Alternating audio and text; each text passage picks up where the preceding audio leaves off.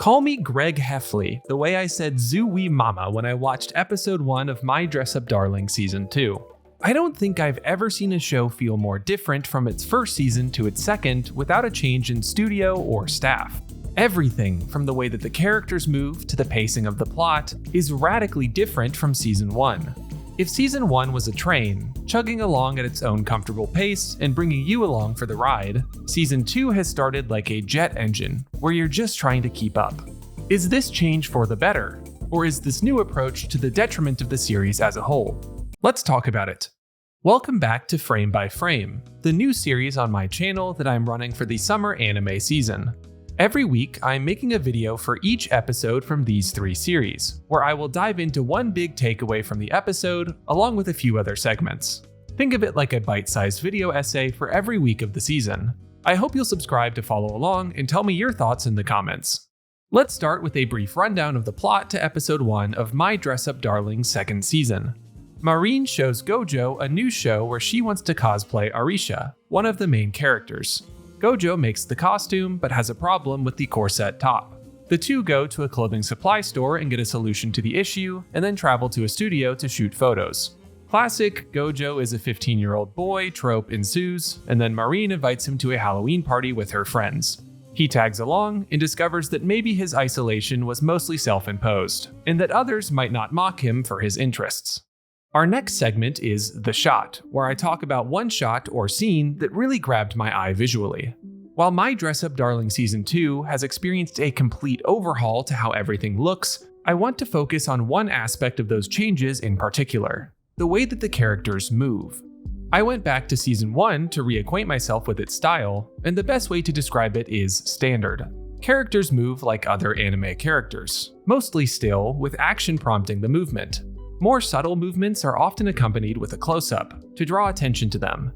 Season 2 takes a completely different approach.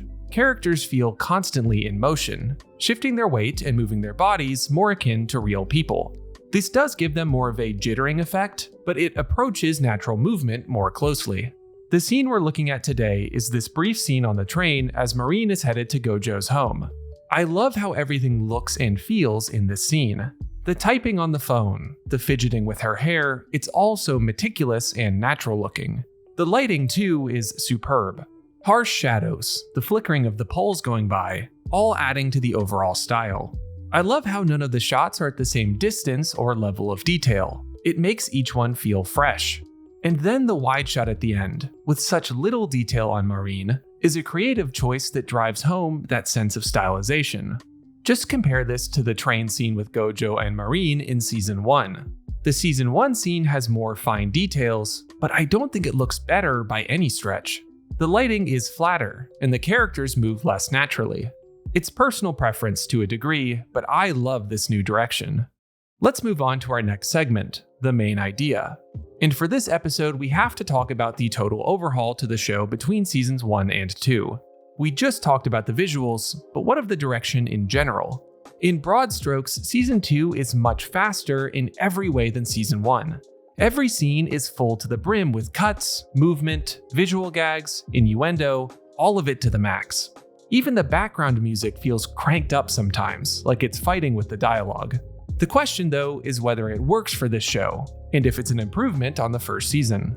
Overall, I think that the answer is a resounding yes for me. My Dress-Up Darling isn't trying to be the deepest show in the world. It's a lighthearted, sometimes crass show about 2 teens who like each other but are having a hard time dealing with it, with cosplay thrown in. I think that this more playful attitude fits the show better than Season 1 for that reason. Season 1 would really hit the brakes sometimes, dragging along the more awkward scenes to a painful degree. The scene with Marine cosplaying Arisha in this episode still was in that territory, but the rapid-fire nature of the style at least kept the ball rolling. I also feel like this direction gave Gojo's character a bit more zip. Now that he's visually in a lot of the gags, it makes him more of a foil to Marine's character, instead of her dominating the spotlight like she tended to do in Season 1. The coolest part about this new style, though, was how it played with the more introspective moments we got at the end of the episode. I've already made a video talking about how flat I felt Gojo's character was in Season 1, mainly because of how bare bones his backstory is. The scene of Gojo at the Halloween party immediately improved upon my complaints. with the show don't tell rapid fire sequence. He is clearly feeling out of place and then gets asked about his hobbies. In like 1 minute, we cut between him remembering his past trauma, one of Marine's friends jumping in to defend him, Marine herself talking about the Hina dolls, and no one being bothered by it. All while there's karaoke going on in the background. It's a busy scene that manages to pull it off, without an excessive amount of internal monologue or in-your-face visuals. If this is how the show is going to handle the more serious moments going forward, I may end up really loving this season of My Dress Up Darling. Here's hoping. Our last segment is One Big Question, where I ask one question moving forward. For today's episode, I'm asking, now that the dressmaking part of the show is mostly resolved, will there be more time to dive into our characters? The biggest change I noticed in this premiere is how little time the dressmaking and its challenges took up of the 24 minutes. I like this change, as there's only so many times you can rerun that plot device before it gets old. But what does that mean for the pacing and the rhythm of the season? If every week followed this trend of one cosplay made per episode, that also would get old. So I'm really interested to see what role this titular focus plays for the rest of the season. Regardless, it's safe to say I'm excited for what it has in store. And that's it. This wraps up the second episode of Frame by Frame. If you missed my video covering the premiere of Dandadan's second season, you can find it in the top right corner right now. Also, if you have feedback about the series and how to improve it, let me know. As always, liking and subscribing helps a lot and will keep you in the loop. I'm SlamAnime, and have a great rest of your day.